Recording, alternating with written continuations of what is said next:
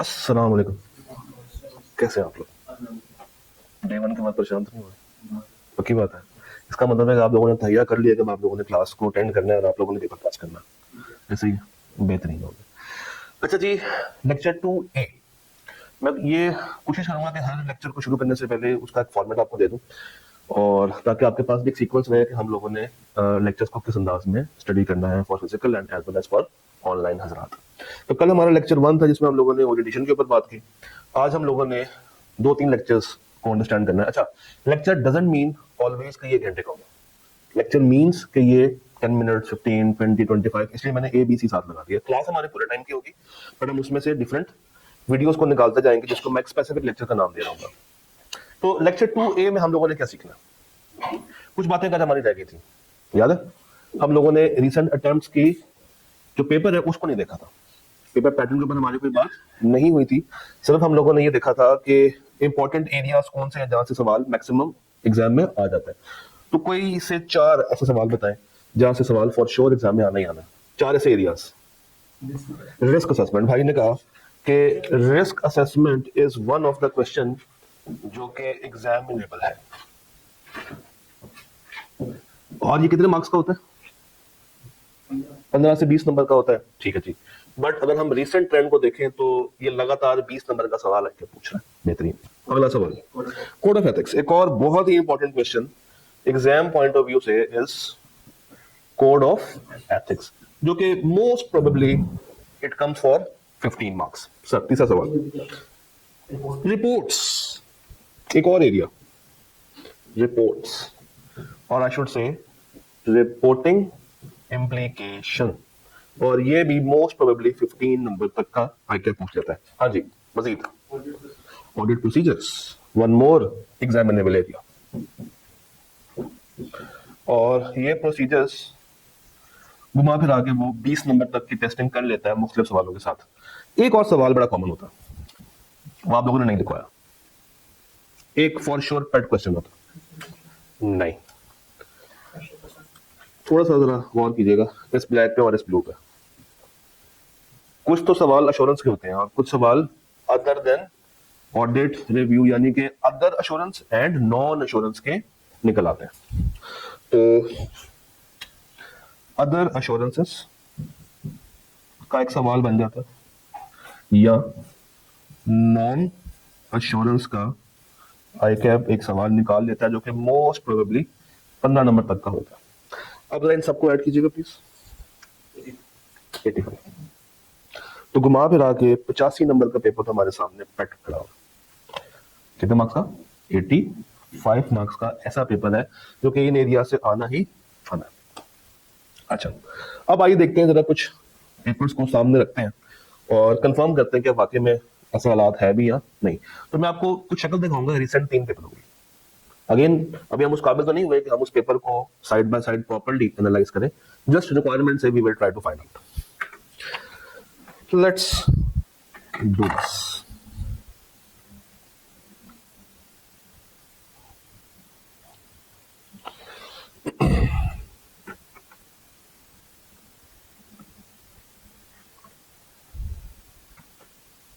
देखते हैं। हाँ जी, इस वक्त आपकी स्क्रीन के ऊपर जो पेपर आ रहा है that belongs to 13 June 2025। Any idea का ये अटेम्प्ट कौन सी होगी? 13 जून 2025 कौन सी अटेम्प्ट का पेपर होगा? समर 25। समर 25। अच्छा, आप लोग शायद आदि होंगे ऑटम के और स्प्रिंग के, है ना? अब समर और विंटर के आदि बन जाए, बल्कि समर विंटर के बीच में भी अब तो अटेम्प्ट आ जाएगी ऑटम की और स्प्रिंग की। चले, तो अगर मैं समर 25 को देखूं तो सबसे पहले पेज पे आपको नजर आती है क्या? इंस्ट्रक्शंस। इसको भी पढ़ लेते हैं। पहले में वो कहता है you are required to access your answer working area by using your student ID password. वो कहता है जो आपको एडमिट कार्ड पे दिया हुआ है ना आईडी पासवर्ड, आपने वहां से लॉगिन कर लेना। उसके बाद कहता है कि एग्जाम का टाइम क्या है? 3 घंटे और 30 मिनट, और आपको एक्स्ट्रा रीडिंग के लिए 15 मिनट इसमें हमने अलॉट किए हुए, यानी कि जो ऊपर का 30 मिनट है इसमें क्या शामिल है?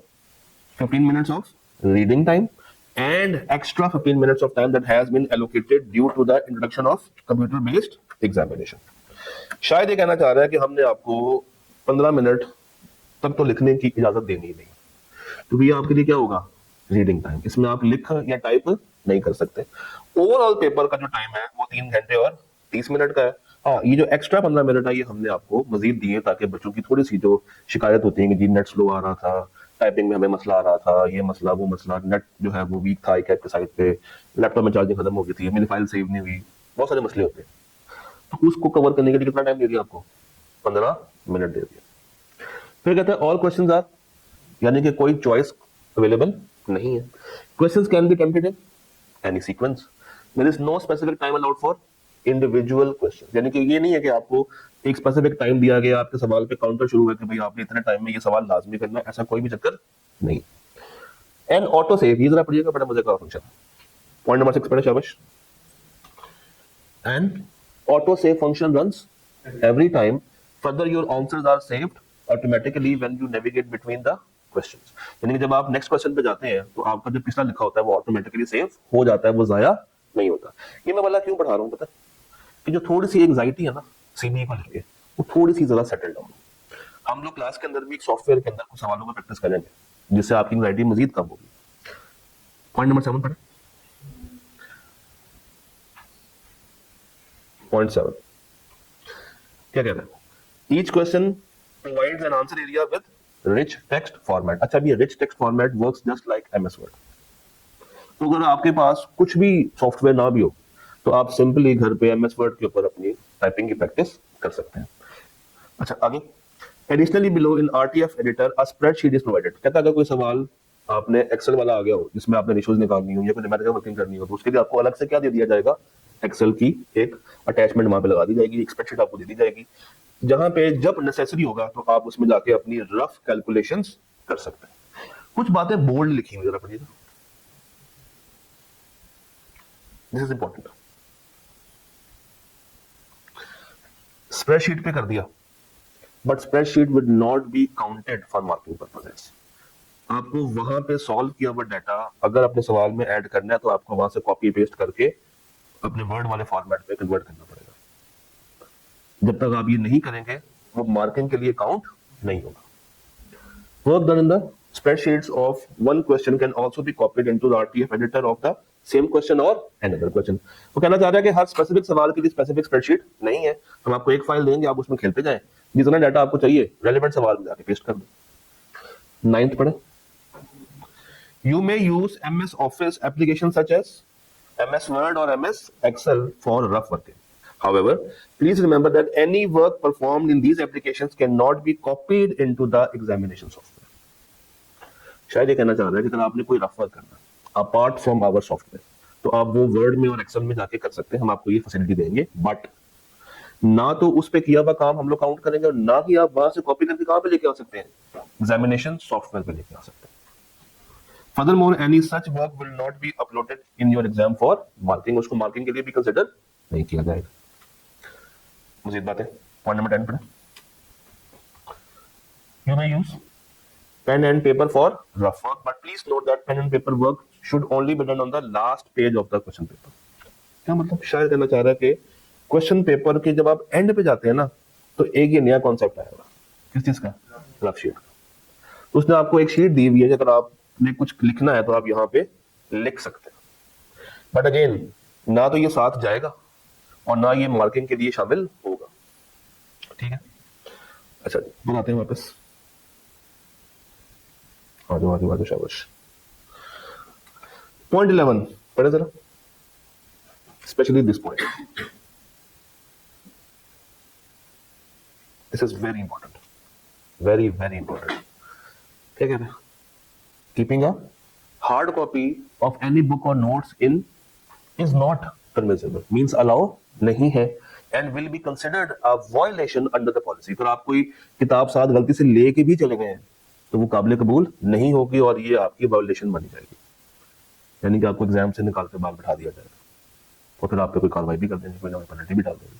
तो ये काम नहीं करना। कोई भी किताब अपने साथ एग्जाम सेंटर में लेके या एग्जाम हॉल में लेके नहीं जानी, सेंटर में तो लेके चले जाए मगर सीट तक लेके नहीं जाए।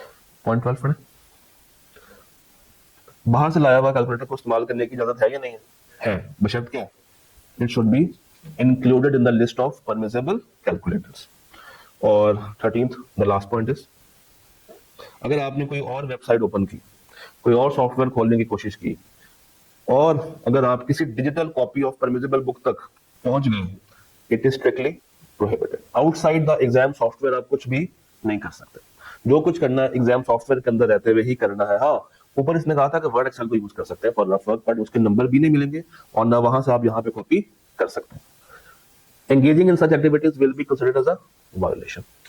तो अगेन ये 13 पॉइंट्स शायद अभी आपको लग रहा हो कि इतने इंपॉर्टेंट नहीं है, बट एग्जाम से एक रात पहले जब आप परेशान कर रहे होंगे ना कि सुबह मेरा पेपर है, मैंने क्या करना क्या नहीं करना, फिर ये बातें आपको ध्यान में आएंगी। जो सबसे जरूरी बात है that there is no choice in the given questions, all questions are compulsory। अच्छा, हम देखने के लिए आए थे questions। तो मोस्टली क्या होता है, जो कि पहला सवाल होता है, आप जरा गौर कीजिएगा। ये सवाल शुरू हो रहा है, your firm is auditor of pulse health limited, और नीचे उसने क्या दे दिया आपको, extracts of income statement and statement of financial position. उसके बाद जरा काउंट कीजिएगा, एक पॉइंट, दूसरा पॉइंट, तीसरा पॉइंट, चौथा पॉइंट और पांचवा पॉइंट। और रिक्वायरमेंट पढ़ा, identify and explain audit risks arising from the above situation that the engagement team should consider when auditing the unconsolidated financial statements। पता है ये इसने वर्ड क्यों लिखा है? Any idea? कल वाली एक बात अगर आपको याद हो कि आपके सिलेबस में ग्रुप अकाउंट्स भी है, तो वो ये कहना चाह रहा है कि ये सवाल जब आप सॉल्व कर रहे होंगे तो आपने ग्रुप अकाउंट्स के बारे में सोचना नहीं है, यानी कि 600 के अंदर जाने की जरूरत नहीं है, उसके अलावा बाकी स्टैंडर्ड से आंसर निकालने की कोशिश करो। और रिस्क का सवाल फॉर हाउ मेनी मार्क्स? 20। और यहाँ पे क्या लिखा हुआ हम लोगों ने? 20 मार्क्स। लगे था आपको इसका सोल्यूशन भी दिखाता हूँ, जस्ट टू हैव आइडिया कि अकाउंटिंग कितनी ज्यादा इंपॉर्टेंट है। ठीक है, स्टैंडर्ड कौन सा? IFRS 50 सर, उसके बाद डेफर्ड रेवेन्यू, फिर उसके बाद स्टैंडर्ड कौन सा? 37, फिर उसके बाद सर स्टैंडर्ड कौन सा? फिर उसके बाद कन्वर्टेबल नोट्स, आप लोग पढ़ेंगे IFRS 9 के अंदर। उसके बाद फ्रॉड 240। क्या कहानी खत्म हो गई? नहीं। उसके बाद इंटेंजिबल स्टैंडर्ड कौन सा? 38। उसके बाद लिक्विडिटी, और याद आपको मैंने कल कहा था कि गोइंग कंसर्न को 3 तरीके से वो टेस्ट करता है, 1 in planning phase, 1 in performance phase and 1 in reporting phase. अच्छा, उसके बाद क्या? Debt covenant. उसके बाद इन्वेस्टमेंट की है उसके अंदर इम्पेयरमेंट, ये भी आपका अकाउंटिंग स्टैंडर्ड। तो शायर कहता है कि अगर तुमने पेपर पास करना है तो तुम्हें अकाउंटिंग अच्छी खासी आनी चाहिए। विदाउट प्रॉपर अकाउंटिंग ये पेपर मुश्किल बन सकता है। कोई बात नहीं। तो इसमें से शायद आपको मोटा मोटा इम्पेयरमेंट आता होगा, आपको मोटा मोटा इंटेंजिबल आता होगा, कैफ वाली कुछ बातें याद हो तो गोइंग कंसर्न वाली थोड़ी बहुत बातें लिख पाएंगे। तो इतना कुछ लिख भी लेंगे तो 20 में से शायद 5 एक नंबर ही मिल पाएंगे। तो अगेन अपने आप को उस लेवल पे लेके जाना है कि यार कोई भी सवाल आ जाए, कैसा भी सवाल आ जाए, हम उसको करने के काबिल हो, हम सीखेंगे इंशाल्लाह। अच्छा, उसके बाद क्वेश्चन नंबर 2, रिक्वायरमेंट पढ़े, identify and discuss the areas that would require the auditor's attention arising from LFL transition to a franchise model। Company franchising की तरफ जा रही है, फ्रेंचाइजिंग IFRS 15 में। एक और सवाल जो कि किसका है? अकाउंटिंग। और उसके लिए मांग क्या रहा है? की ऑडिट प्रोसीजर्स। और हाउ मेनी मार्क्स? हमने यहाँ पे क्या लिखा? वापस आ जाते हैं, करेंगे ये डिटेल में करेंगे। उसके बाद एक सवाल में 2 पार्ट्स हैं, और सवाल किसका है? रिपोर्टिंग का, 10 नंबर का सवाल। उसके बाद एक लंबा सवाल, और मांग क्या रहा है? ऑडिटर का कोर्स ऑफ एक्शन। वैसे मुझे वहां पे इसको थोड़ा सा चेंज कर देना चाहिए। These procedures are mostly around 30 marks. तो ये क्या बन जाते हैं? 95। 5 नंबर का कहीं से भी वो प्लस माइनस करके आपसे पूछ लेता। अच्छा, then question is implication on audit report. But यहाँ पे प्रॉब्लम है। अब बच्चों ने क्या सुनना है? 10 नंबर का सवाल है, किस चीज के ऊपर है? ऑडिट रिपोर्ट के ऊपर है। वो चले जाएंगे कहाँ पे? 700 पे। बट ये क्वेश्चन 700 का है नहीं, ये क्वेश्चन 700 की रिपोर्ट्स का है ही नहीं। ये कहां से होगा? शायद 800 की रिपोर्ट से। तो अगेन बच्चे इस तरीके से भी एग्जाम में कंफ्यूज हो जाते हैं। रिक्वायरमेंट पढ़कर उनको लगता है कि एक स्पेसिफिक स्टैंडर्ड की रिक्वायरमेंट है, बट होती वो किसी और की है। उसके लिए हमें यह समझना जरूरी है कि सवाल में एक्चुअली हो क्या रहा है। क्या अश्योरेंस हो रही है, क्या अदर अश्योरेंस हो रही है, क्या नॉन अश्योरेंस हो रही है। फिर ये देखना है कि फ्रेमवर्क कौन सा है, जनरल है या स्पेसिफिक है। फिर ये देखना है कि फुल अकाउंट्स है या समरी है, या कोई सिंगल ट्रांजैक्शन है या सिंगल एलिमेंट है। ये चीजें जब तक आप सवाल से पिक नहीं करेंगे, आपको सवाल की क्लैरिटी ठीक से नहीं होगी। अच्छा, उसके बाद क्वेश्चन नंबर 5, लंबा सवाल from code of ethics. For how many marks? 15 marks. And then we have key considerations जो आपने लगानी है बिफोर एक्सेप्टिंग दिस ऑडिट। अब देख रहे हैं 5 नंबर पूरे कर गया वो अदर एरियाज में से, वो जो चुटपुट स्टैंडर्ड्स थे वहां से कवर कर गया था। And then again for 10 marks ये है वो बाकी का बचा हुआ रिपोर्टिंग इम्प्लीकेशन। तो गेम होना, गेम क्या है? गेम होना। साथ साथ पढ़ते जाएंगे, सीखते जाएंगे, समझते जाएंगे तो चीजें आसान होंगी। परेशान रहेंगे, कंफ्यूज रहेंगे, टेंस्ड रहेंगे, सिर्फ ये सोचेंगे यार एग्जाम बहुत बड़ा है, सिलेबस ज्यादा है, तैयारी कैसे करूं, तो फिर हमेशा ही परेशान रहेंगे। एक अपना फॉर्मूला तैयार कर दें, रोज का काम रोज, दैट्स इट। और कंसिस्टेंट रहेंगे तो उसके अलावा और कुछ भी नहीं चाहिए किसी भी आईकेएफ के पेपर को पास करने के लिए, चाहे कैफ का हो चाहे सीकैफ का। Just one thing, consistency. जितना यहाँ पे पढ़ा ना, घर जाके बस उतने को रिवाइज करके सोचो, नथिंग एल्स, नथिंग एल्स। ठीक है जी, तो अब हम आते हैं अपने मेन मुद्दे के ऊपर। हम लोगों ने स्नीक पीक तो ले ली, इसमें लिए रिसेंट अटेम्प्ट पेपर में, और वो पेपर कौन सा था? विंटर 2025। मेरे पास आपको दिखाने के लिए समर 25 भी है, विंटर 24 भी है, बट आई गेस एक दिखा गया, हमें एक फेयर आइडिया मिल गया कि सवाल की नेचर क्या है। जरूरत पड़ेगी तो दिखा दूंगा, कोई टेंशन नहीं। ठीक है जी, यहाँ पे हमारा लेक्चर 2A खत्म होता है, हम उसको बंद कर देंगे, फिर 2B की तरफ आएंगे। Lecture 2B। अब आते हैं मेन मुद्दे की तरफ कि हमने आज सीखना क्या। सर 2B में हम लोगों ने आज अभी करंटली सीखना है बेसिक वाली बात है, ये भी हमारा बेसिक्स पेपर होगा। तो concept and need of audit and assurance, इन दोनों में कोई फर्क बता सकते? Difference between audit and assurance, क्या फर्क होता है? ऑडिट में और अश्योरेंस में क्या फर्क होता है? एनीवन जो कि मुझे इसका फर्क समझा सके कि what is the difference between audit and assurance. हाँ जी, आप में से कोई भाई, ऑडिट में और अश्योरेंस में क्या फर्क है? प्लीज पार्टिसिपेट करें, पार्टिसिपेट करेंगे तो मजा आएगा। आप ऑडिट करते हैं फाइनेंशियल इंफॉर्मेशन का, ठीक है, तो अश्योरेंस फाइनेंशियल की भी हो सकती है और नॉन फाइनेंशियल की भी हो सकती है, बेहतरीन। अच्छा, इन दोनों में से बड़ा वर्ड कौन सा है? अश्योरेंस। तो बेसिकली अश्योरेंस एक ब्रॉडर टर्मिनोलॉजी है। अश्योरेंस क्या है? It is a broader terminology, और उसके अंदर हम लोगों ने कल पढ़ा था कि हमारे पास ऑडिट भी आता है, हमारे पास रिव्यू भी आता है, हमारे पास other than audit and review वाली चीजें भी आती हैं, एग्रीड अपॉन प्रोसीजर्स भी आते हैं। वो सारी कहानी हम लोगों ने कल ऊपर बात की। सर अगर हम इसके मीनिंग के ऊपर बात करें कि ऑडिट का मतलब क्या है, तो हमारा बीइंग ऑडिटर इसका मेन ऑब्जेक्टिव क्या होता है कि हम लोगों ने क्या देनी होती है? फाइनेंशियल स्टेटमेंट्स के ऊपर रिपोर्ट देनी होती है। उस रिपोर्ट में हम लोग देते हैं ओपिनियन, इसमें हम लोग ये बताते हैं कि तुम्हारी दी हुई financial statements true and fair view दे रही है या नहीं दे रही। बेहतरीन हो गया सर। ये वो 5 या 6 एरियाज हैं जिसके ऊपर ऑडिटर काम करता है। These are the sets of financial statements. पहला सेट कौन सा है? Statement of financial position. उसके बाद statement of profit and loss, statement of changes in equity, cash flow statement, notes and comparatives, notes and comparatives. अच्छा, पाकिस्तान में जो हम लोग अकाउंट्स बनाते हैं उसके पीछे कौन सा फ्रेमवर्क होता है? आईएफआरएस होता है। नॉर्मली हम लोग जो अकाउंट्स बनाते हैं वो बनाते हैं एज पर आईएफआरएस, मगर खाली आईएफआरएस नहीं होता, कंपनीज एक्ट वाली बातें भी कुछ होती हैं। कौन सी होती हैं आइए पढ़ते हैं।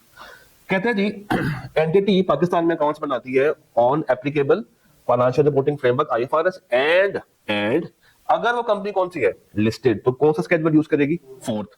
और अगर है अदर देन लिस्टेड तो यूज करेगी 5th स्केड्यूल। तो पाकिस्तान के अंदर अकाउंट सिर्फ और सिर्फ खाली आईएफआरएस से नहीं बनाए जाते। अच्छा, ये जो फ्रेमवर्क है ये जनरल पर्पस है कि स्पेशल पर्पस है? ये जनरल पर्पस फ्रेमवर्क। दोनों में आप कोई फर्क बता सकते हैं? Difference between general and special, कोई एक फर्क छोटा सा? बेहतरीन। स्पेशल पर्पस फ्रेमवर्क बेसिकली वो फ्रेमवर्क होते हैं जो कि हम स्पेसिफिक यूजर के लिए बनाते हैं, और जनरल बनते हैं आम आवाम के लिए, सबके लिए। तो इन दोनों में से पब्लिक इंफॉर्मेशन कौन सी है? जनरल, और प्राइवेट कौन सी है? स्पेशल। ये बात तो नहीं भूलेगी, ठीक। तो अगली बात करते हैं कुछ बेसिक कॉन्सेप्ट्स। सबसे लेफ्ट पे क्या लिखा हुआ? Stewardship, accountability and agency. मुझे ये बताइए कि एक एंटिटी में डायरेक्टर्स का रोल क्या होता है? स्टीवर्डशिप का इसका मतलब क्या होता है? They are responsible for what? To manage the assets of the company. Company के एसेट्स को संभालते हैं, उनका ख्याल रखते हैं। अच्छा, ये जो डायरेक्टर्स होते हैं और जो शेयर होल्डर्स होते हैं, इनका आपस में क्या रिश्ता होता है? डायरेक्टर्स का और शेयर होल्डर्स का आपस में क्या रिश्ता है? एजेंट और प्रिंसिपल का। भाई देखें, पैसा लगा किसका है? Share holder. तो शेयर होल्डर कहते हैं कि यार देखो, हमारे पास पैसा है मगर हमारे पास काम करने की स्किल नहीं है, तो तुम यार डायरेक्टर ऐसा करो, तुम ये पैसा, जो मेरा पैसा है, तुम जरा संभालो, कंपनी को चलाओ, मुझे साल के बाद रिपोर्ट दे देना, इस तरीके से। मगर फिर परेशान हो जाते हैं कि डायरेक्टर अपना काम ठीक से कर रहे हैं या नहीं कर रहे। उसके लिए फिर किसको बुलाते हैं? ऑडिटर को। और वो आके क्या करता है? ऑडिट करता है, अकाउंट्स को देखता है। मजे की बात बताऊं, एक है हमारे पास शेयर होल्डर, एक उसने एजेंट रखा डायरेक्टर कंपनी को चलाने के लिए, एक उसने एजेंट रखा ऑडिटर, दूसरे एजेंट की बनाई हुई अकाउंट्स को चेक करने के लिए। तो ऑडिट बेसिकली बताऊं क्या है? दो एजेंट्स के आपस में लड़ाई। करवाता कौन है? Shareholder. अच्छा जी, ये वाला पॉइंट पढ़िएगा, ये वाला इंपॉर्टेंट पॉइंट है। Board should be accountable to the shareholder. Board को लाजमी अकाउंटेबल होना है, क्योंकि एक्चुअली में पैसा किसका है? शेयर होल्डर का। तो शेयर होल्डर किसी भी टाइम पे पूछ सकता है किससे? डायरेक्टर से, कि भाई मेरा पैसा कहां पे यूज हो रहा है। अच्छा, क्या ऑडिटर मेरा इंडिपेंडेंट हो? क्या फायदा, क्यों एक ऑडिटर को इंडिपेंडेंट होना चाहिए? कैसी बाइसनेस? अगर तो ऑडिटर डायरेक्टर्स का जानने वाला है तो फिर वो फेवर किसकी लेगा? डायरेक्टर्स की। अगर फर्स्ट करो डायरेक्टर ने हल्का सा फ्रॉड किया और जो ऑडिटर है वो उसके मामे का पुत्र है, की करेगा? वो बख्श देगा या जान देगा? बख्श देगा, या चलो कोई बात नहीं, दोस्त है अपना, वो मेरी गलतियां छुपाता है, वो क्या छुपा देता। तो स्टैंडर्ड बड़ा स्ट्रिक्टली कहता है कि ऑडिटर को हमेशा क्या होना चाहिए? इंडिपेंडेंट। क्योंकि अगर वो इंडिपेंडेंट ना होगा तो उसकी जो ओपिनियन है that is likely to be influenced. और इसी इंडिपेंडेंस को अचीव करने के लिए हम लोग किस फ्रेमवर्क का इस्तेमाल करते हैं? गेस करें। इंडिपेंडेंस को अचीव करने के लिए कोड ऑफ एथिक्स। किसका? Code of ethics. याद करें कितनी बातें थी वहां पे? 5। कौन कौन सी? Integrity, objectivity, professional competence and due care, confidentiality, professional behaviour. और कितने थ्रेड्स होते थे? 5। कौन से? Self interest, self review, advocacy, familiarity और इंटिमिडेशन। तो वही थ्रेड्स को जब ये खत्म कर देता है तो ये क्या बन जाता है?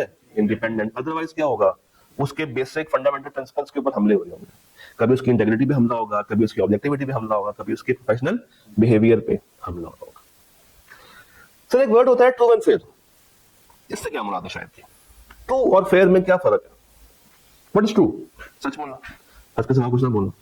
ट्रू किसे कहेंगे? चलिए मैं आपको एक एग्जांपल देता हूं। एक ऑडिटर ऑडिट करने गया, एंटिटी वालों ने गाड़ी को रखा हुआ है नॉन करंट एसेट्स की बजाय करंट एसेट्स में, और ठीक वैल्यू पे रखा हुआ। उन्होंने खरीदी है और उसको वहां पे रख दिया। क्या गलती है इसमें? क्या गलती है? नॉन करंट होनी चाहिए थी। कहां पे रखा है उसको? करंट में रख दिया। तो क्या वैल्यू खराब है कि क्लासिफिकेशन खराब है? तो जब क्लासिफिकेशन खराब हो तो हम कहते हैं कि भाई ये फेयर नहीं है। ये क्या नहीं है? फेयर नहीं। इसकी प्रेजेंटेशन फेयर नहीं। और अगर मैं उलट कर दूं, भाई गाड़ी 5 लाख की है, 10% की डेप्रिसिएशन चार्ज होके गाड़ी कितने की होनी चाहिए थी? 5 लाख की गाड़ी 10% स्ट्रेट लाइन पे, तो नेट बुक वैल्यू कितनी बनती है? 4.5। 50,000 माइनस करेंगे ना। तो उन्होंने माइनस नहीं की मगर रखा नॉन करंट में हुआ। वैल्यू कितनी आ रही है? 5 लाख। कितनी आनी चाहिए थी? 4.5 लाख। ये ट्रू नहीं। ट्रू में क्या है? एरर। ट्रू में क्या होता है? एरर होता है। तो अगर आपने ट्रूनेस अचीव करनी है तो आपने उस एरर को खत्म करना है। और अगर आपने क्या अचीव करनी है तो आपने क्या ठीक करनी है? क्लासिफिकेशन ठीक करनी है। याद है? ओके, ये सारी मैं पुरानी बातें आपको एक दफा रिवाइज करवा रहा हूं। अच्छा, उसके बाद जरा ये लाइन पढ़िएगा प्लीज। जब हम लोग कहते हैं कि आपके अकाउंट्स ट्रू एंड फेयर भी देयर, इसका मतलब क्या होता है? इसका मतलब ये होता है कि उन्होंने जो अकाउंट्स बनाए हुए हैं उसका फ्रेमवर्क ठीक है। अच्छा, वो अकाउंट्स किस फ्रेमवर्क के तहत बने होंगे? आईएफआरएस के मुताबिक। बट क्या हर मुल्क के अकाउंट्स बने होते हैं एज पर आईएफआरएस? नहीं। तो मैं ये जुमला तो बोल ही नहीं सकता, क्योंकि ना पाकिस्तान में आईएफआरएस है, ऑस्ट्रेलिया में आईएफआरएस नहीं है, उनके अपने हैं Australian accounting standards, AAS. US में क्या होते हैं?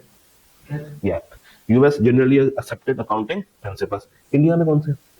नहीं, उनके भी अपने हैं, Indian accounting standards, IAS.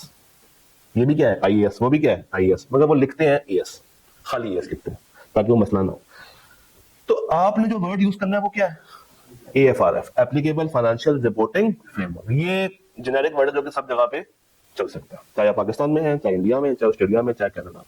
Done. What is materiality? क्या क्यों होता है? दसो जरा मैंने, what is materiality? Materiality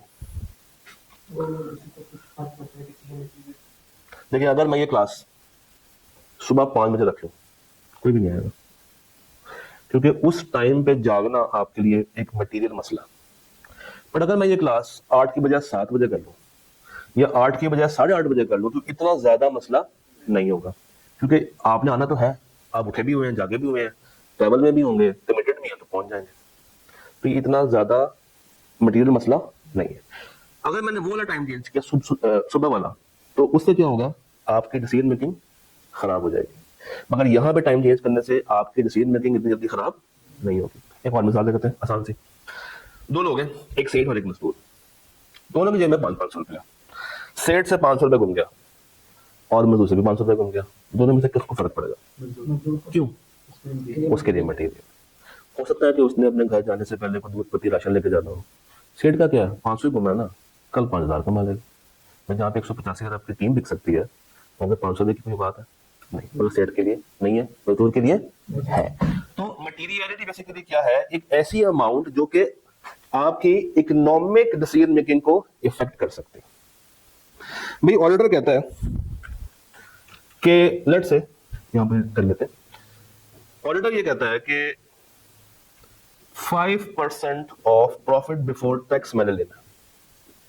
PBT आया, लेट्स से पीबीटी आया 500 मिलियन का, तो मटीरियलिटी जो वो निकालेगा वो कितनी होगी? जरा निकाल के बताएं।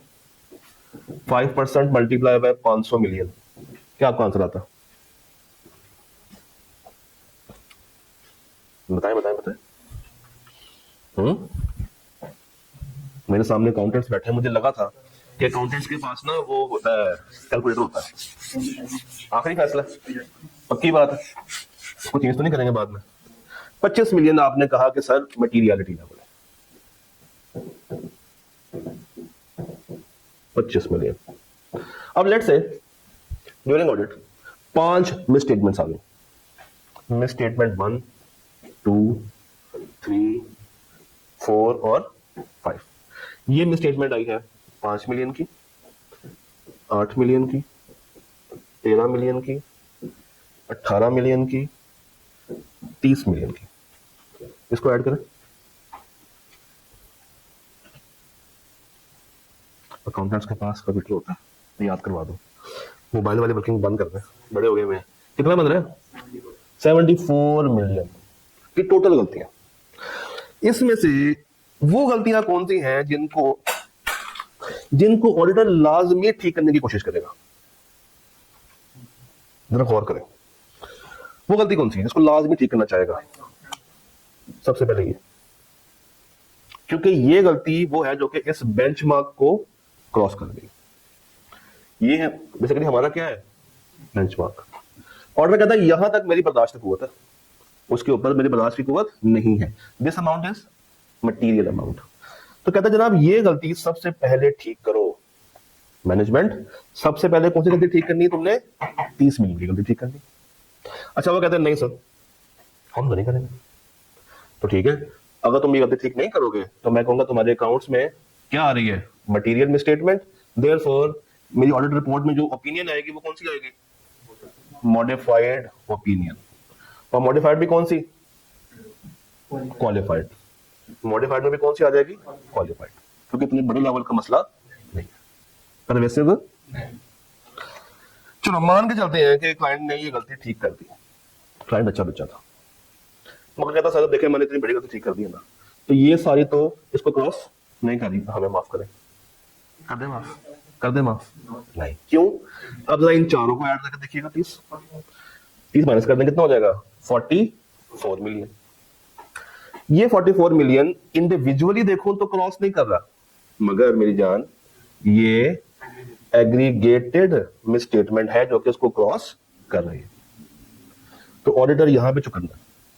अब मुझे बताइए, अगर मैनेजमेंट कहती थी कि सर हम इसको ठीक कर देते हैं, गुजारा हो जाएगा, इसको भी ठीक कर देते हैं, क्यों? 8 5 13, 44 माइनस 13, अभी भी बेंचमार्क को क्रॉस करना, तो कम से कम या तो ये 3 ठीक करना। चलो वो कहता है कि हम 18 वाली ठीक कर देते हैं, फिर देखा जरा, ये ठीक कर ली, ये ठीक कर ली, ये कितने की बच गई बाकी? 13 26, अभी भी इससे ज्यादा, तो कम से कम मुझे कितनी ठीक करवानी है? 2, और 2 कौन सी?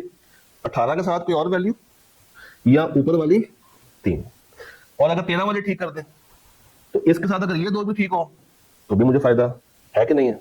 है, फिर मुझे फायदा, फिर मुझे 2 नहीं, फिर मुझे 3 ठीक करवानी पड़ेगी। तो मटीरियलिटी वो अमाउंट है जिसको अगर हम क्रॉस कर रहे हैं, मैनेजमेंट की गलती है तो क्रॉस कर रही है, तो उसके लिए काबिल बर्दाश्त नहीं है, उसके लिए टॉलरेबल नहीं। ये बात समझ रहे? डिटेल में जाएंगे जब इसके रेलेवेंट स्टूडेंट की बारी आएगी, अभी मैं जस्ट आपको क्या दे रहा हूं, बेसिक कॉन्सेप्ट्स। ये जरा पढ़िएगा प्लीज, क्या क्या जिम्मेदारियां हैं मैनेजमेंट की, व्हाट आर द रिस्पॉन्सिबिलिटीज। भाई सबसे पहली जिम्मेदारी है फ्रॉड को पकड़ना। याद रखिएगा, ऑडिटर फ्रॉडियर को नहीं पकड़ता, जिम्मेदारी किसकी होती है? मैनेजमेंट की। प्रिपरेशन ऑफ कंट्रोल लगाना भी किसकी जिम्मेदारी है? मैनेजमेंट की। गोइंग कंसर्न को असेस करना भी किसकी जिम्मेदारी है? मैनेजमेंट की। सबसीक्वेंट इवेंट्स को आइडेंटिफाई करना भी किसकी जिम्मेदारी है? मैनेजमेंट की। Providing auditor with access to information for preparation of financial statements, additional info relevant to audit and unrestricted access। अच्छा, अगर ये ना मिले तो क्या होता है? ऑर्डर कहता है कि मुझे आपकी वेयर हाउस में जाना, आपकी फैक्ट्री देखनी है, अगर वो उसको अनरिस्ट्रिक्टेड एक्सेस नहीं देंगे, it will turn out to be a scope limitation, और उसकी बेस पे भी रिपोर्ट को खराब किया जा सकता है। All okay? क्या फायदे होंगे ऑडिट करवाने के? आपसे पूछते हैं क्या फायदे? क्रेडिबिलिटी बढ़ती है। किस चीज की वजह से क्रेडिबिलिटी बढ़ती है? किस चीज के ऊपर? एफएस के ऊपर। ठीक है सर, फायदा जल्दी से, पुरानी बातें, फायदा कोई एक तो फायदा बता दो कि ऑडिट करवाने का क्या फायदा होता है, एक कंपनी क्यों ऑडिट करवाती है, तो सोच के रखो। हाँ जी, मैनेजमेंट अपनी जिम्मेदारियां जो कि स्टैट्यूटरी भी हो सकती हैं और नॉन स्टैट्यूटरी भी हो सकती हैं, वो निभा रही है या नहीं। ये 2 वर्ड्स आ गए, स्टैट्यूटरी नॉन स्टैट्यूटरी, क्या फर्क होगा? स्टैट्यूटरी मींस लॉ की तरफ से रिक्वायर्ड।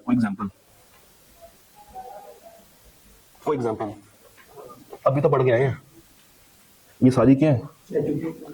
और नॉन स्टैट्यूटरी कौन सी होंगी? एनवायरनमेंट की प्रोटेक्शन करना, पोल्यूशन को देखना, ब्राइबरी तो नहीं हो रही, फेयर से चल रहे हैं, डाटा तो नहीं लीक कर रहे हैं, कस्टमर की प्रोटेक्शन हो रही है, ये सारी क्या है? Non assurance. तो उसके अलावा और क्या फायदा होगा? पढ़ लेते हैं। पहला क्या? क्रेडिबिलिटी बढ़ जाती है। सेकंड क्या? मैनेजमेंट की ड्यूटीज कौन सी? स्टैट्यूटरी। तीसरा क्या? मैनेजमेंट की ड्यूटीज मगर कौन सी? Non statutory. और क्या फायदा होगा? वो जरा पढ़े, इसको गौर से पढ़िएगा। It provides feedback. ये वर्ड फीडबैक है, ये वर्ड ओपिनियन नहीं है। फीडबैक का मतलब राय देना, कोई भी ऐसी बात करना जिसके ऊपर कोई कानूनी कार्रवाई ना की जा सके, यानी कि कोई लीगल बात नहीं है, उसका एक मशवरा है कि तुम्हारे अकाउंट्स के पीछे जो कंट्रोल्स लगे हुए हैं वो इफेक्टिव है या नहीं। चलो उनको इंप्रूवमेंट के लिए वो बातें बताते चला जाता है। And the last one is, जरा तसल्ली से पढ़िएगा,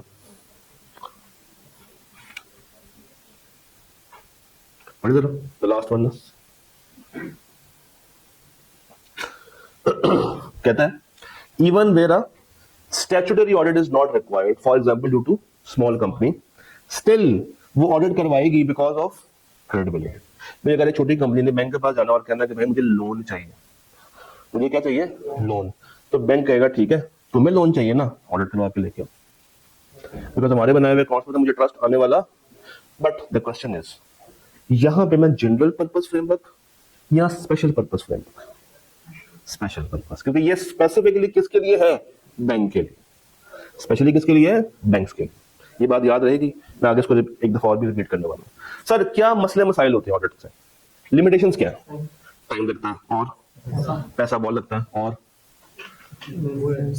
डिसरप्शन मैनेजमेंट को आप रोज तकरीबन तंग ही कर रहे होते हैं और क्या कॉम्प्लेक्स फ्रॉड्स को ढूंढना उसके लिए मुश्किल है और एब्सोल्यूट अश्योरेंस तो हम लोग देते ही, मगर क्यों नहीं देते? तो लिमिटेशंस कौन सी जनाब? यही तो है। मगर जो मैं सुनना चाह रहा हूँ तो आप लोग मुझे बताएंगे। एक मैं वर्ड सुनना चाह रहा हूँ आपसे कि why we give reasonable assurance and why not absolute? Yes. एक वर्ड बड़ा अच्छा आया कि जनाब जो आपकी एफएस बनती है वो भी किस बेस पे बनती है? एस्टिमेट्स की बेस पे बनती है। तो जब एस्टिमेशन वहां पे है तो ऑडिट में भी क्या चलेगी? एस्टिमेशन। एक और वर्ड है, चलिए चलो इसको मैं स्लैश डाल के लिख देता हूँ, क्या? जजमेंट। मगर एक और वर्ड है जो मैं सुनना चाह रहा हूँ ना, वो तो है, एक और वर्ड है। I am dying to hear that word. S से शुरू होता है, एस एस, उसके बाद ए भी आता है, आखिरी वर्ड जी है, जी से पहले एन आता है। अब तो बता दो। चलो एस ए के बाद एम आता है, उसके बाद पी भी आता है। सैम्पलिंग। भाई ऑडिट जो है वो हम किस बेस पे करते हैं? सैम्पलिंग पे करते हैं। अच्छा एक मजे की बात सुनो, अक्सर ना बच्चे कहते हैं कि सर ये इतनी बेसिक बेसिक बातें क्यों बता रहे हैं, हम तो बड़े हो गए हैं। अच्छा कुछ ये भी रवायत है सीफैब में कि हम शुरू करते हैं उन एरिया से जो कि आपने क्लास में पढ़े नहीं, इस अजम्पशन पे आपको बातें आती हैं। हम शुरू करते हैं 409 से, हम शुरू करते हैं 3400 से, 3100, 3200, 3300, जो भी नाम वो अच्छा है, या पहले हल्की फुल्की सी पुरानी वाली बातें करके अपने आप को मोटिवेट तो करें कि we are able to do it. अब देखिए ना सैम्पलिंग के ऊपर आप लोग फंस गए थे। अब मैं ये अजम्पशन कैसे ले लूं कि आपको बाकी बातें भी आती हैं? मैं ले सकता हूँ, अगर टपाना है ना तो मैं ले लूंगा। मेरे लिए ये लेक्चर फजूल है, ये lecture exam point of view के लिए है ही नहीं, मगर करवाना है। ये मेरे लिए एक तरह से क्या है? कंपल्शन है। अच्छा तो सबसे पहले क्या लिखा हुआ है? पढ़ ले, पहला पॉइंट पढ़ा, बाकी एक सेकंड, पहला दूसरा तीसरा सारे पढ़, जस्ट रीड करना और कुछ नहीं करना, सिंपल वन टाइम रीड करना।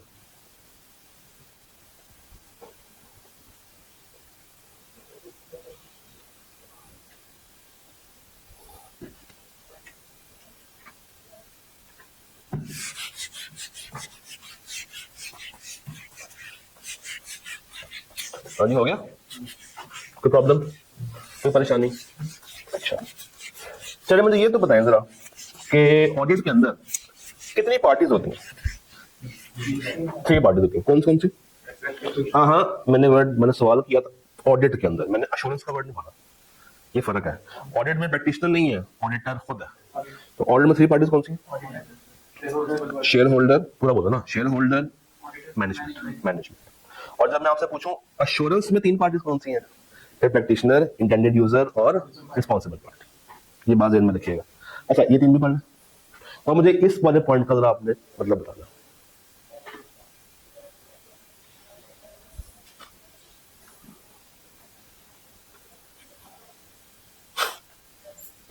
आप समझे सैम्पलिंग वाला पॉइंट? चलिए इसका मतलब क्या है? Audit evidence is persuasive rather than, क्या मतलब? शायर क्या कहना चाह रहा है इसमें? शायर की शायरी यहाँ पे क्या है?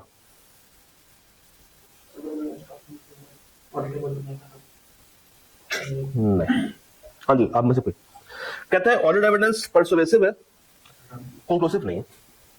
क्या है? परसुएसिव है मगर क्या नहीं है? कंक्लूसिव। मगर क्यों? एक तो हम 100% चेक ही नहीं करते, तो हमें जो भी एंटिटी रसीद ला के देती है, जो भी हमें क्या मिलता है वहां से एविडेंस, हमें उसको मानना ही पड़ता है। और जब हम उसको मान रहे हैं तो हम लोग उसके पीछे क्या हो रहे हैं? परसुएड हो रहे हैं, हम मानने पे मजबूर हो रहे हैं। कंक्लूसिव उस वक्त हो जब मैं कैसी अश्योरेंस दूं? एब्सोल्यूट। जब मैं 100% ट्रांजैक्शंस को क्या करूं? वेरीफाई करूं। चलो, ये कंपनी है, कंपनी के गैराज में 4 गाड़ियां खड़ी हैं और हर गाड़ी की वैल्यू है 30 मिलियन। तो कुल मिला के कितनी वैल्यू हो गई? यहाँ पे अगर मैं अपना ऑडिट करना चाहूं तो मैं सैम्पलिंग करूंगा कि मैं सारा काम करूंगा? सारा काम क्यों? स्मॉल वैल्यू नहीं, स्मॉल नंबर बट वैल्यू क्या है? हाई। तो यहां पे जो मुझे एविडेंस मिलेगा वो परसुएसिव नहीं होगा, वो क्या होगा? क्योंकि मैं 100% ट्रांजेक्शन को क्या कर रहा हूं? वेरीफाई। और अगर मैं सैम्पलिंग चला रहा हूं कि जनाब 1000 इनवॉइसेज हैं, मैंने वेरीफाई किया 100 को, 100 का रिजल्ट आया कि 60 ठीक है, 40 खराब है, और अगर 60 में से 100 तो 1000 में से कितनी हो जाएगी? 600। क्या मैंने ये 600 भी पूरी चेक की होगी? नहीं। तो यहाँ पे परसुएसिवनेस है, यहाँ पे कंक्लूसिवनेस नहीं। बात बोलेगी? ओके, कुछ और कॉन्सेप्ट्स। बेसिकली ऑडिट ने करना क्या? To comply with all the relevant auditing standards. Second point, to comply with ethical requirements. Third point, professional skepticism के मुताबिक काम करें. Fourth point, professional judgment लगाए. And the fifth point, क्या हासिल करें? Sufficient appropriate audit evidence. Assurance पे आते हैं. एक दफा रीड कीजिए प्लीज, बल्कि काम करें राइट साइड पर रीड करें, ये 5 रीड करें जल्दी से, जल्दी से, quickly.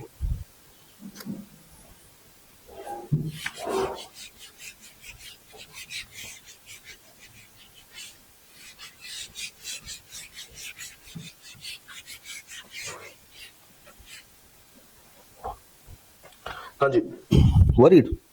Let's say park wheels, ये क्या करते हैं? और क्या करते हैं?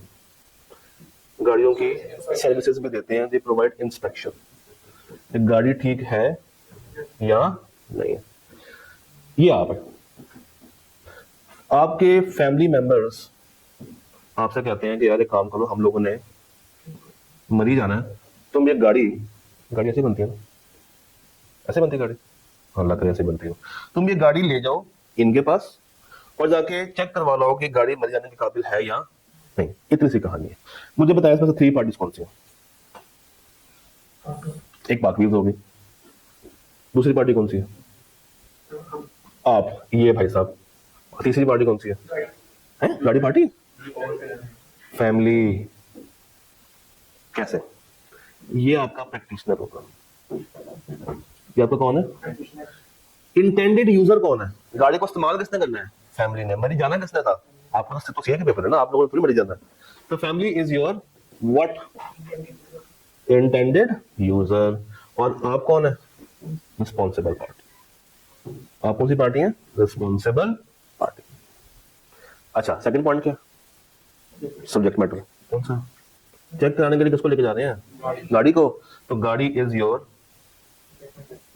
Subject matter. अच्छा, पार्कवीज वाले बस गाड़ी को देख के क्या देंगे? ठीक है, देखो, चेक करेंगे। They will apply some framework. और उनका फ्रेमवर्क क्या होगा? लेट्स से, क्या नाम है उसका आजकल? हाँ, सुनील मंज भाई ने कोई ना कोई गाड़ी को इंस्पेक्ट करने के लिए क्या बनाया होगा? Framework. That framework is basically what? Suitable criteria. क्या देखो, क्या जब इस गाड़ी को इस क्राइटेरिया के साथ मैच किया जाएगा तो हमें क्या मिलेगा? एविडेंस। हमें क्या मिलेगा? इसको मैच करके एविडेंस। और मेरा evidence, it should be sufficient and it should be appropriate. ये दोनों का मतलब क्या होता है इसको बाद में बात करते हैं। और इस एविडेंस की बेस पे मुझे क्या मिलेगी? रिटर्न फॉर्म में रिपोर्ट। अच्छा, अगर वो वर्बल बता दो तो काम हो जाएगा मेरा? नहीं, मुझे क्या चाहिए? एक रिटर्न, कौन सी रिपोर्ट? एश्योरेंस रिपोर्ट, कि गाड़ी मरी जाने के काबिल है भी या नहीं। This is all the 5 features of assurance. अब हम कैश में कहते थे कि यार उसकी डेफिनेशन को याद कर लेना, यहाँ पे याद करने की जरूरत है नहीं, बस कॉन्सेप्ट लेते हैं। अच्छा, सफिशिएंट और ये क्या है? Sufficient deals with quantity. Appropriateness deals with quality. और इसको भी हम दो हिस्सों में तोड़ सकते हैं, एक रेलेवेंट और एक रिलायबल। रेलेवेंट और रिलायबल, रेलेवेंट और भाई C5 6 के बच्चों से मैं पूछ रहा हूँ कि C5 1 का मॉक रखिए ना रखें, रेलेवेंट ऑडियंस है, सब बच्चों ने कहा सर रख दे, तो एविडेंस क्वांटिटी में तो बड़ा अच्छा आ गया, मगर वो रेलेवेंट ऑडियंस नहीं है। अच्छा, मुझे एविडेंस मिला वर्बल,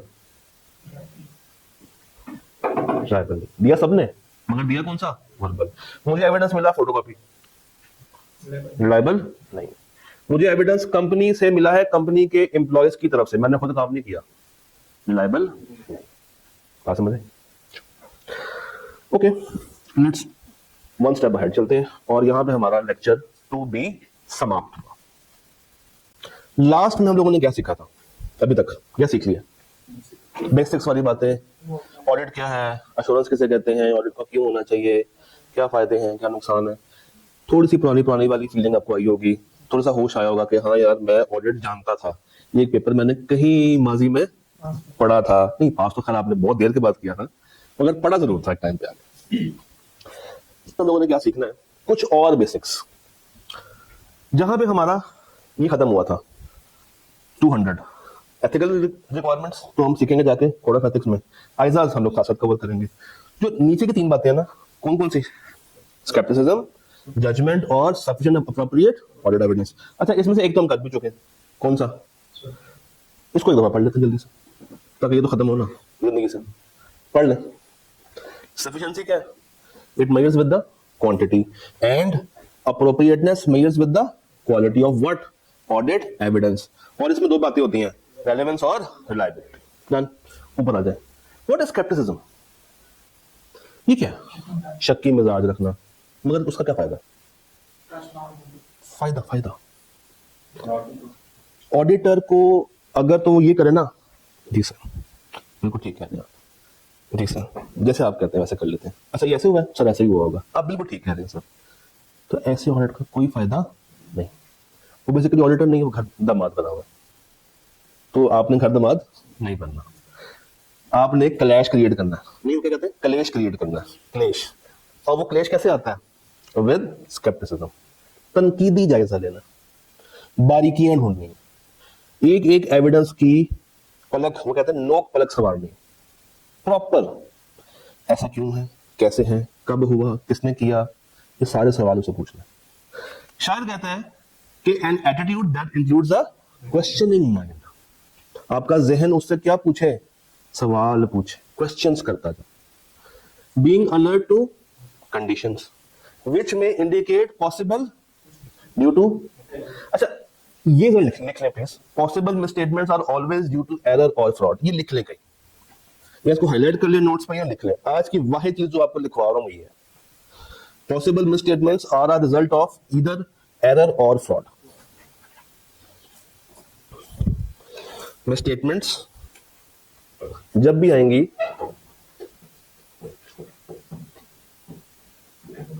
वो दो वजूहात पे आ रही होंगी, इधर एरर और फ्रॉड। अच्छा मुझे बताइए इंटेंशनल कौन सा, फ्रॉड।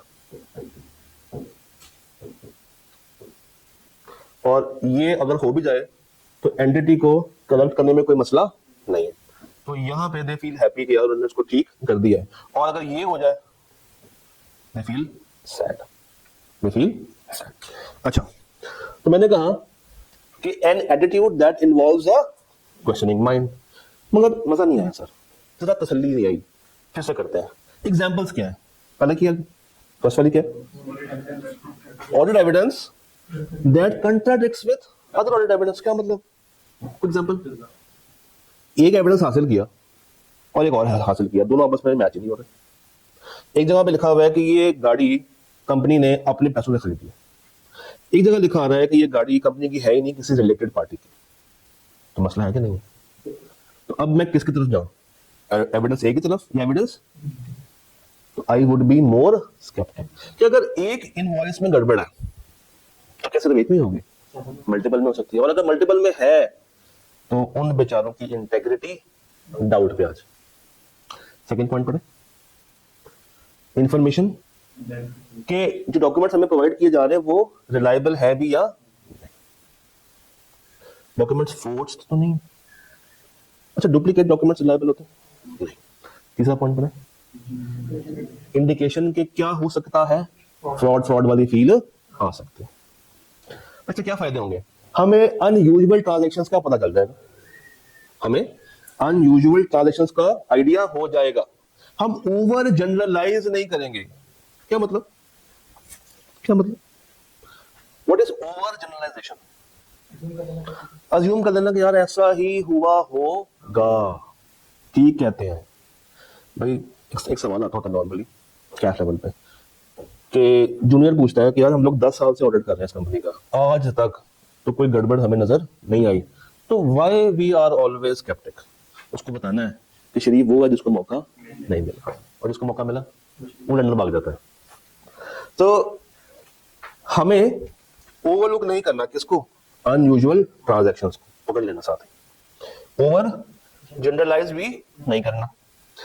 यूजिंग इनअप्रोप्रिएट अजम्पशंस, अगर एंटिटी कोई खराब अजम्पशन लगा के बैठी हुई है उसको रोक दें कि जो तुम लोगों ने अजम्पशन रखी है वो हमारे ऑडिट से, हमारे फ्रेमवर्क से टैली नहीं होगी। इन अदर वर्ड्स, मैनेजमेंट की बातों में आने की जरूरत नहीं, वो जो भी बात कर रहे हैं आपने उनसे क्या करते जाना है, क्वेश्चंस करते जाना। अच्छा, नेक्स्ट क्या है हमारे पास, प्रोफेशनल जजमेंट। डिफाइन करें जरा, application of relevant training, knowledge and experience, ये 3 वर्ड्स इंपॉर्टेंट। एक ऐसा बच्चा जो कि अभी कैफ में आया, उसको अगर हम कहेंगे तुम ऑडिट करने के लिए जाना है, फर्म उसको पॉइंट कर लेगी? क्यों? ट्रेनिंग भी नहीं है, एक्सपीरियंस भी नहीं है और नॉलेज भी नहीं। चलो उसने कैफ एड पढ़ा है, पास भी कर लिया, अब ट्रेनिंग और एक्सपीरियंस नहीं है मगर नॉलेज इतना है कि वो ऑडिट को समझ सकता है, क्योंकि जो उसने एक्सपीरियंस जो उसने नॉलेज हासिल की है वो किताबी है, तो वो समझ जरूर सकता है, प्रैक्टिकल कभी तक उसको पाला नहीं पड़ा। अच्छा, उसने फर्म ज्वाइन कर ली, देव अपने पार्टनर से कहता है सर मैंने ना पढ़ा था कि हम लोग सैंपलिंग पे काम करते हैं, मेरा ख्याल से हमें ना सैंपल इतने ट्रांजेक्शंस को करना चाहिए, हमें 50 से ज्यादा सैंपल नहीं पिक करने चाहिए। सर मैंने पढ़ा था कि मटेरियलिटी जो है ना वो 5% ऑफ पीबीटी होती है, हम उसे नहीं रखते हैं। सर मैंने पढ़ा था कि ऑडिट रिस्क 3 तरीकों से होता है, कौन कौन सा, AR is equal to IR multiply by CR multiply by DR, inherent risk, control risk, और इन अदर वर्ड्स वो डे 1 पे पार्टनर को चीजें एक्सप्लेन कर रहा है, पार्टनर के बाद मानेगा क्या करना, निकल कमरे से नहीं, फर्म से निकल। क्यों? He is lacking and, but वो ही जूनियर जब अपने ऑडिट की ट्रेनिंग पीरियड के एंड पे खड़ा होगा और पार्टनर को रिव्यू दे रहा होगा, तो शायद वो पार्टनर के साथ वाली कुर्सी पे बैठा, क्योंकि अब उसके पास ताकत आ गई किस चीज की, जिसकी वजह से उसकी क्या बेहतर हो गई है, जजमेंट बेहतर हो गई। क्या बेहतर हो गई है? जजमेंट बेहतर हो गई। भाई मैं आपको इतनी बेस क्यों दे रहा हूं, because as per my judgement every student is at point blank, at 0। I cannot assume कि आप लोग एक लेवल पे हैं और मुझे आपको इससे आगे लेके जाना है। हाँ, वो मैं कब करूंगा, जब आप लोग रिवीजन में बैठे, वहां पे मेरी जजमेंट चेंज होगी। अभी मेरी जजमेंट क्या है, चेंज। तो इन द कॉन्टेक्स्ट प्रोवाइडेड, माहौल के मुताबिक, एनवायरनमेंट के मुताबिक, एरिया के मुताबिक आपकी जजमेंट बदलती है। किस किस में, ऑडिट में, अकाउंटिंग में और एथिकल। भाई एंटिटी वाले कहते हैं कि सर बात ऐसी है, हम लोग लेके आए हैं क्या, एसी, ये एसी कम से कम 20 साल चलेगा, तो हम इसकी यूजफुल लाइफ 20 साल रखें, मान दें ऑडिटर? नो भाई, हम देखेंगे कि उस तरह की इंडस्ट्री में एसी का कितना यूज है। आया 7 साल के बाद उस तरह की इंडस्ट्री में जहां पे हमारा क्लाइंट है वो एसी एक्सपायर हो जाता, तो वो जो जजमेंट रख के बैठे हैं 20 साल की, क्या मुझे इस जजमेंट को ओके कर देना चाहिए? नहीं, मुझे उनको गाइड करना है कि भाई as per my judgement relevant जो उसकी यूजफुल लाइफ कितनी है, 7 साल। इससे ज्यादा रखेंगे तो मैं क्या कहूंगा, मिस स्टेटमेंट।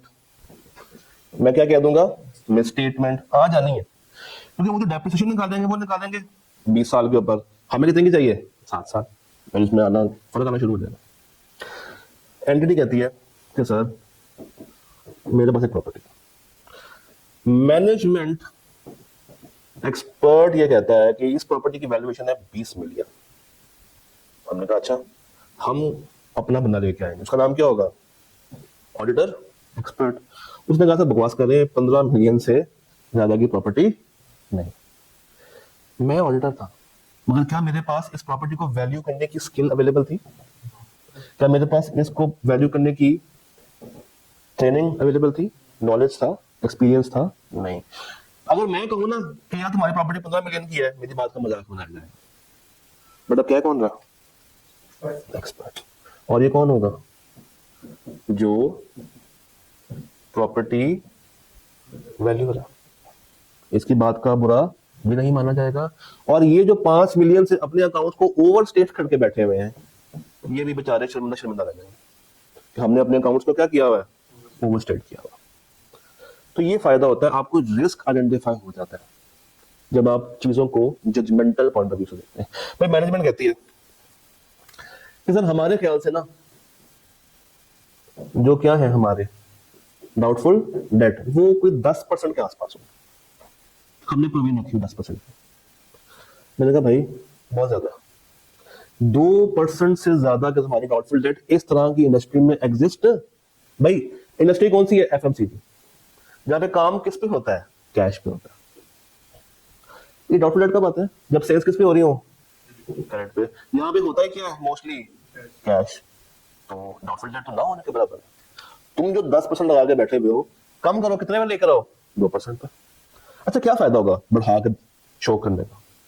क्यों 10%? वाई? क्या उखाड़ लेंगे ये 8% से? क्या फायदा?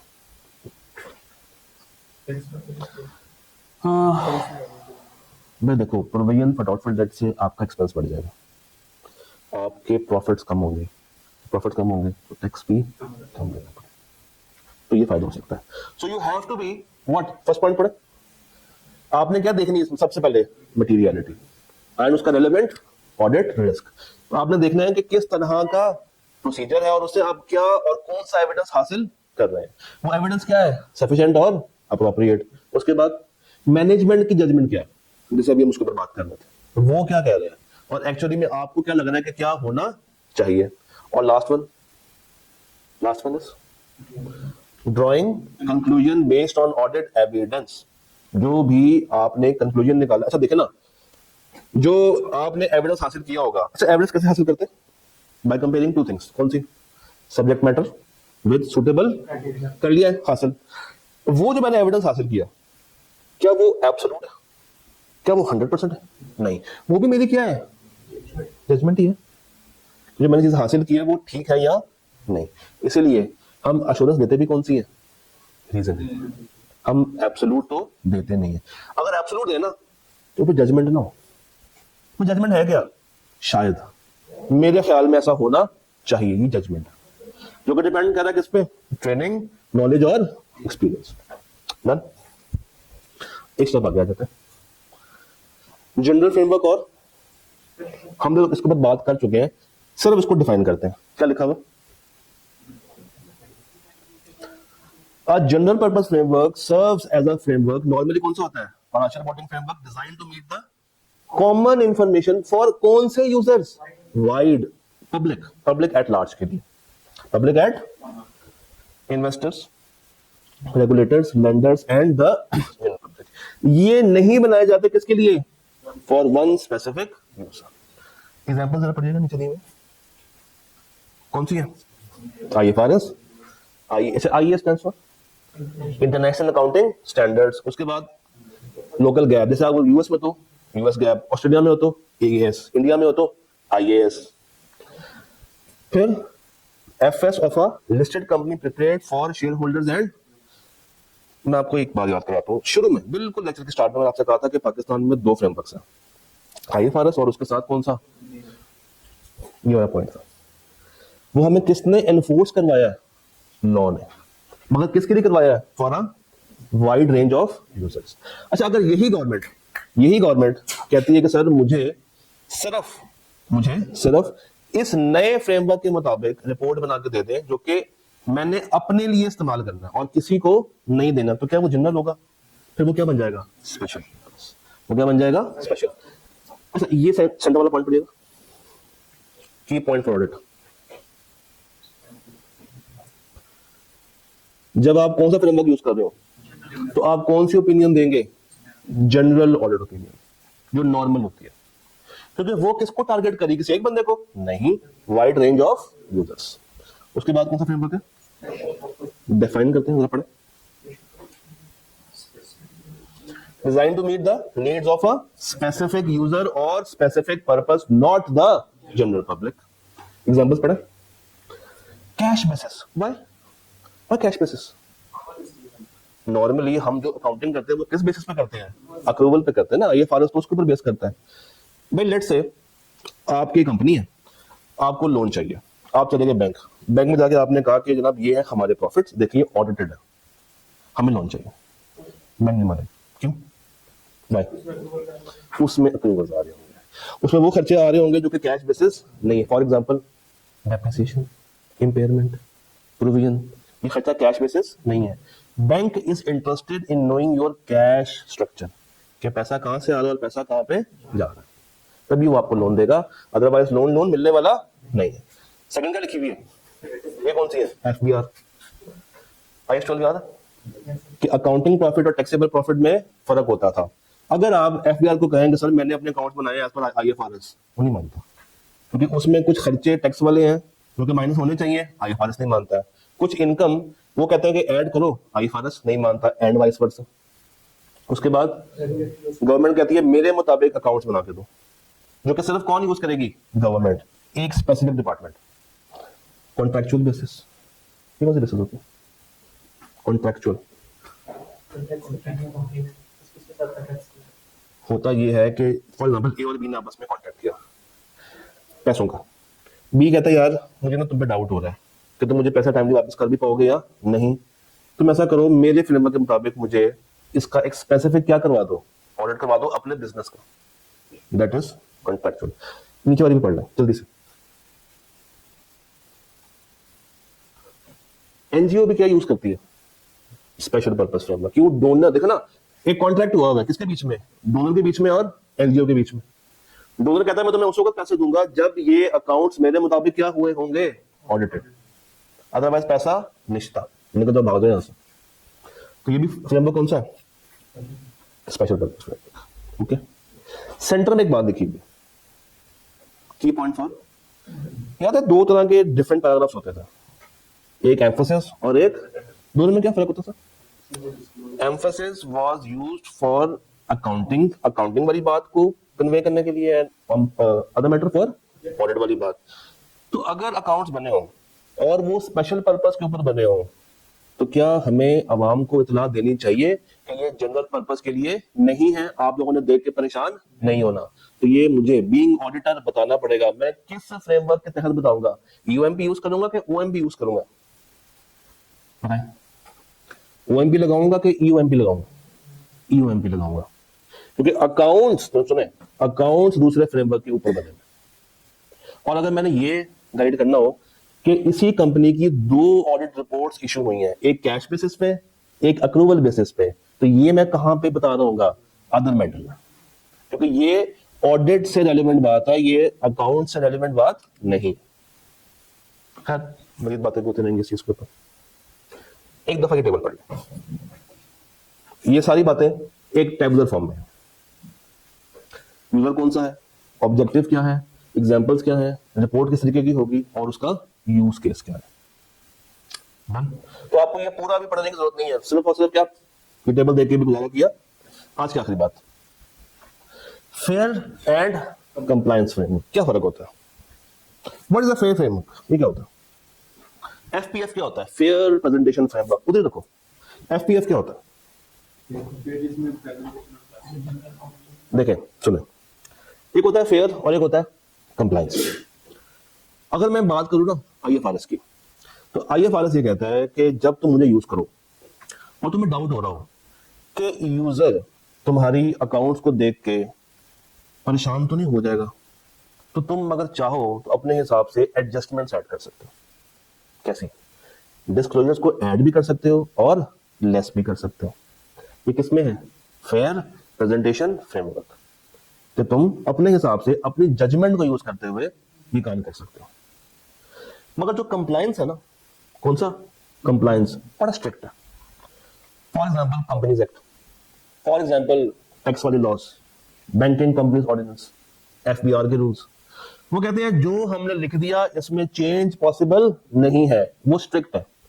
तुम यूजर को डिटेल में बताने के लिए अगर कोई डिस्क्लोजर ऐड करना चाहो तो हम ऐड करने नहीं देंगे। तुम अगर कोई चीज निकालना चाहो तो हम निकालने की भी इजाजत तुम्हें नहीं देंगे। तो अब एक दफा रीड कर लेते हैं इसको, डिफाइन कीजिए क्या लिखा हो, रीड करें।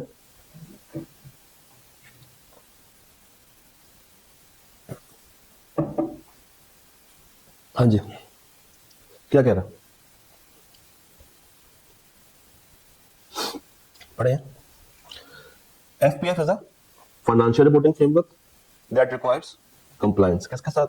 With the framework and important बात आ रही है, also allows management to give additional disclosures और इवन डिपार्ट कहते हैं माइनस कर देना, निकाल देना, in extremely rare circumstances. Examples IFRS, IAS या गैप्स, ये इसको अलाउ करते हैं। बट जो आपका कौन सा फ्रेमवर्क है, कंप्लायंस, वो क्या करता है? Does not allow. एग्जांपल्स कौन सी हैं? Tax based, regulatory requirements etcetera etcetera. Chapter 4 में देख लेते हैं। वो रूल्स पे मानते हैं और ये किस पे चलता है? सब्सटेंस ओवर फॉर्म पे। डन, कोई परेशानी? कल आपको थोड़ा सा होमवर्क दिया था, आपसे कहा था एक वर्ड को, उसका मतलब कुछ मिला? क्या है? Less complex entity, LCE। वो एंटिटीज जिसमें ज्यादा परेशानियां नहीं, इसमें ज्यादा टेक्निकलिटीज शामिल नहीं है, उसके लिए अब नए स्टैंडर्ड्स आ गए, उसके लिए नई चीज आ गई, बट हमारे कोर्स का पार्ट नहीं। वॉल्यूम 2 ठीक हो गया जी। तो यहां पे अब हम लोग रोक रहे हैं और एक काम जो आप लोगों ने करके आना है, दैट इज आप लोगों ने सिर्फ और सिर्फ आई कैप की, किसकी? आई कैप की खोलनी है स्टडी टेक्स्ट। ठीक है, जब आप ये खोल लेंगे तो आपने जाना है इसके पहले चैप्टर का। काम क्या? जितनी बातें हम लोगों ने पढ़ी हैं, क्या ऑडिट किसे कहते हैं, स्टीवर्डशिप क्या है, अकाउंटेबिलिटी क्या है, रिपोर्ट कैसे बनाई जाती है, ट्रू एंड फेयर किसे कहते हैं, मटेरियलिटी क्या होती है, स्टैट्यूटरी रिक्वायरमेंट्स क्या है, मैनेजमेंट की रिस्पांसिबिलिटीज क्या है, अश्योरेंस उसकी डेफिनेशन, उसके एलिमेंट्स, एडवांटेजेस और लिमिटेशन, सिर्फ इसको रीड करना। तो टेक्निकली हम लोगों ने चैप्टर 1 किया किससे? आई कैप की CFAP 6 की किताब से। तो यहां पे हम इस लेक्चर को एंड करते हैं। सिर्फ आपने इसको रीड करके आना है और अगर कोई क्वेश्चन होगा तो कलम वहीं से खाने को अभी लेकर जाए, याद कुछ नहीं करना। सिर्फ आपने 2-3 दफा अच्छे से, जब नींद ना आ रही हो तो किताब खोल लीजिएगा, बड़ी नींद आ जाएगी। ठीक है जी, कल मिलते हैं।